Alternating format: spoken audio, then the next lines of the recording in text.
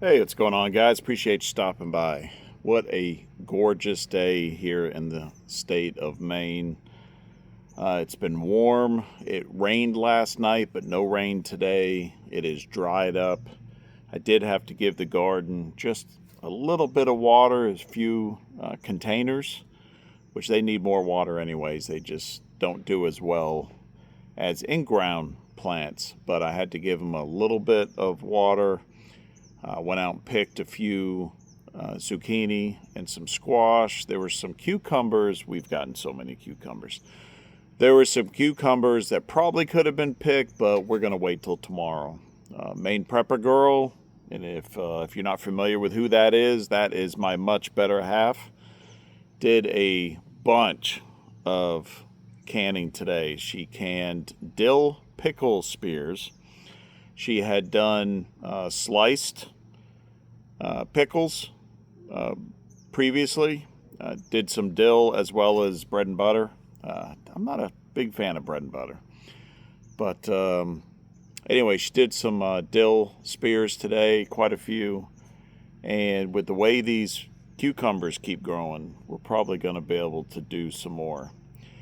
So that's not what this video is about. I wanted to talk about two things today. And it's been a bit since I've talked about what's going on over in the Middle East with Iran, the United States, and other countries in the region. And I also wanted to talk about the petroleum supply, again, very much related. And tomorrow we should get the report out on the Strategic Petroleum Reserve here in the United States. So let me start with the war that has been going on for 5 months and was only supposed to take a few weeks, if you remember. Very disappointing.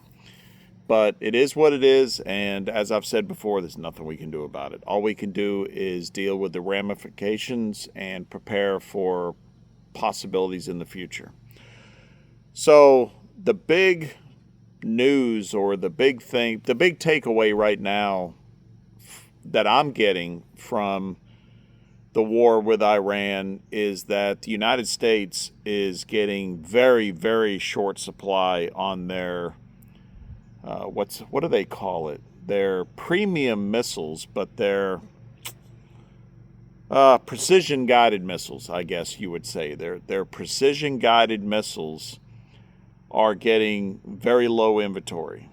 And so I just wonder, what, if this continues, what's going to be the answer? What's going to be the solution?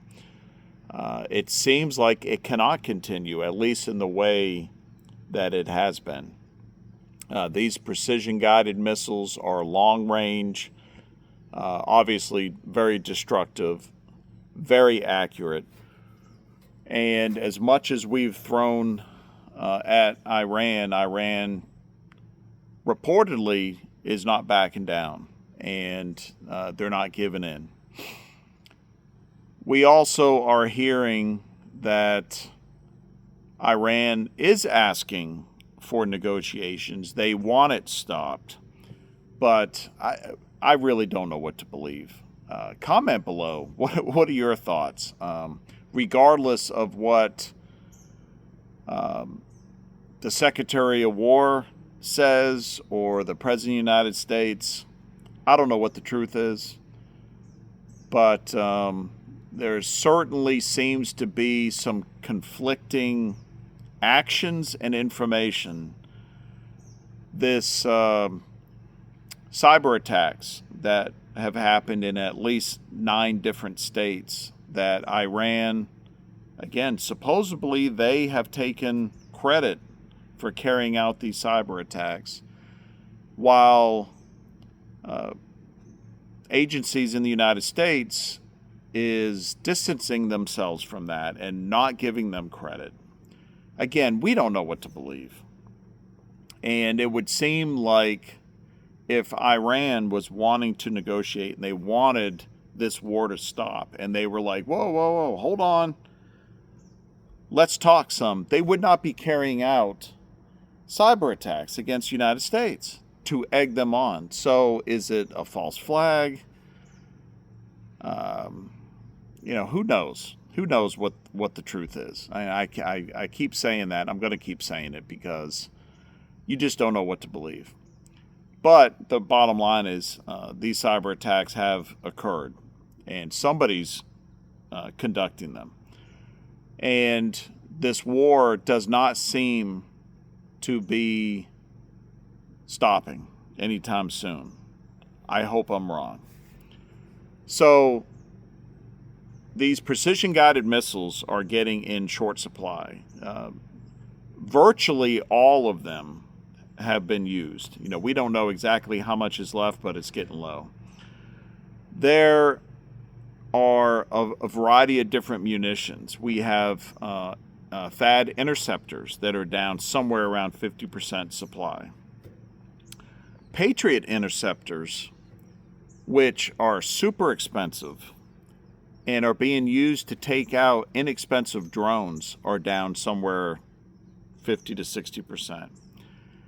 Other munitions that are getting low, it's reported that it's going to take 4 to 6 years to resupply up to the level where we were at. And Secretary of War Pete Hegseth has been basically begging Congress to pass a bill to fund a buildup, and I wouldn't call it a buildup, I just did, but a buildup or a resupply of the military as fast as possible, and it hasn't happened. So it's concerning, and it's not just concerning because we may not have what we need to finish what got started, whether you agree with it or not. It's concerning because it's putting the United States at a level of vulnerability. Earlier today, I was sitting there thinking about watching the movie Red Dawn and the original. I can suffer through the remake, but I like the original. And I also was thinking about watching the series Jericho. But let's focus on Red Dawn. An invasion of the United States. Now, do I think the United States is going to get invaded? First off, I think we already have been. Just look at those open borders. That's another video for another time. But, are we going to have what happened in Red Dawn occur here? Probably not. But it puts us at a vulnerability that would give our enemies or somebody that would consider doing something like that at least pause to think, hey, their munitions is at, possibly an all-time low for the modern era. Would somebody consider trying to do something else, such as China going into Taiwan? That's a possibility. And the reason why these munitions are so low, this armament is so low, is not just this war with the United States and Iran, but it's Ukraine. That we have sent so much to Ukraine to support their efforts. Bottom line is, and I'm going to stop talking about the war itself, is it's not a good situation. It's not a good situation at all. So next up, again, directly related to this, is the petroleum supply. Now, where I'm at here in central Maine, I've seen prices drop about a dime a gallon over the last week. And as I'm doing research, the only reason that I could find that the price of oil, the price of petroleum has dropped per barrel, and to go along with that, gasoline at the pump. The only reason I could find that it's dropped is rhetoric coming out of the White House. We have a variety of officials cabinet members and the President of the United States, who is saying that this war is going to end very soon. They're also suggesting that Iran is begging us to not conduct any more strikes. They want to make a deal. Haven't we heard that before? And I hope it's true. But we've heard that before, and then, although a deal has happened before, it didn't last. So the strait remains closed.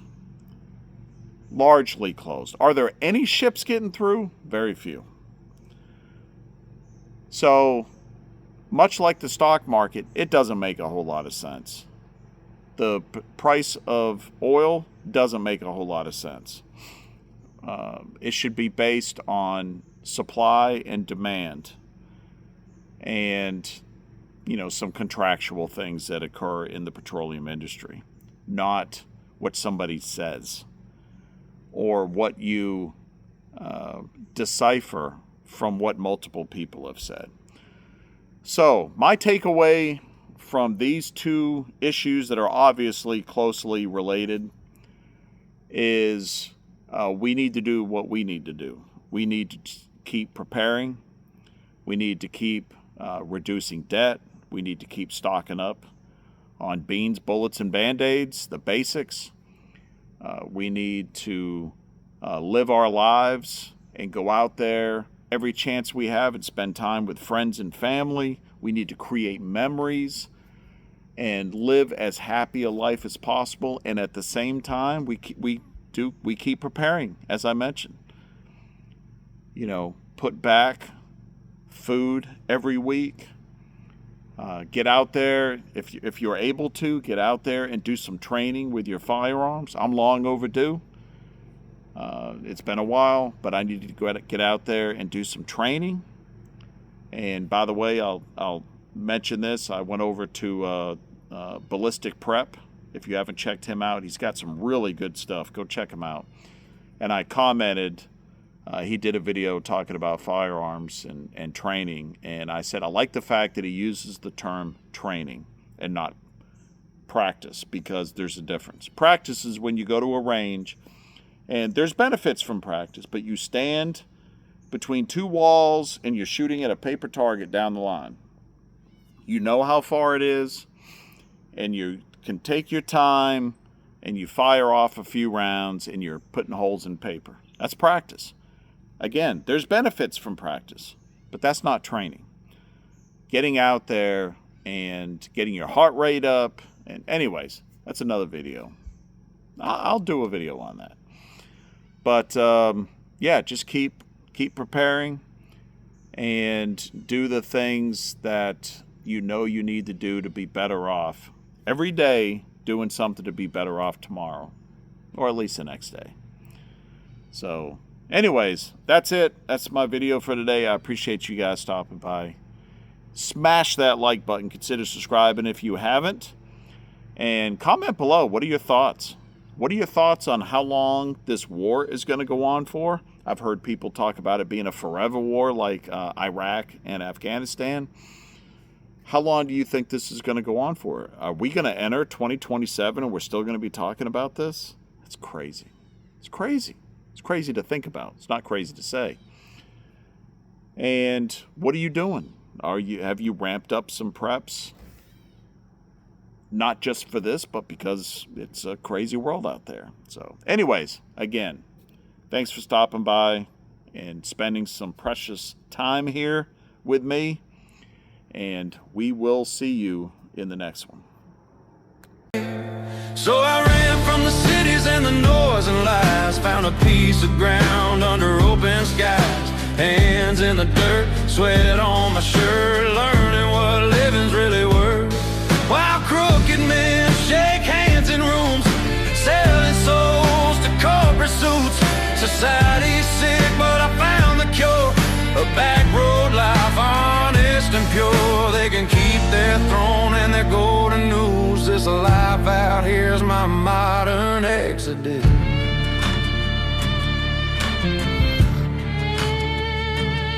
I traded screens for a sunrise, callous palms, blisters, pride, planted seeds where hope was.